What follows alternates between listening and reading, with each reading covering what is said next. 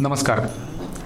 आपल्याला माहिती आहे का, आपण गणपती उत्सव साजरा करतोय, पण ह्या गणपती उत्सवामध्ये आपला लाडका जो बाप्पा आहे याचा जन्म कसा झाला, याच्या जन्माच्या किती प्रकारच्या कथा किती वेगवेगळ्या पुराणांमध्ये, किती वेगवेगळ्या ग्रंथांमध्ये दिलेल्या आहेत याची आपल्याला कल्पना आहे का? ब्रह्मवैवर्त पुराण असेल, पद्मपुराण असेल, शिवपुराण असेल, लिंगपुराण असेल, ह्या सगळ्या पुराणांमधून आपल्या बाप्पाच्या जन्माच्या कथा ह्या वेगवेगळ्या आहेत.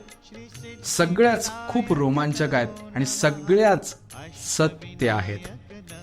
ह्या सगळ्या आपल्या बाप्पाच्या जन्माच्या कथा, त्याच्या चरित्राविषयी जर आपल्याला जाणून घ्यायचं असेल तर माझा तुम्हा सगळ्या गणेश भक्तांना आग्रह आहे की आमच्या 7 दिवसीय गणेश दर्शन या वर्गामध्ये सहभागी व्हा आणि गणपती बाप्पाला बुद्धिपूर्वक समजून घेण्याचा प्रयत्न करा.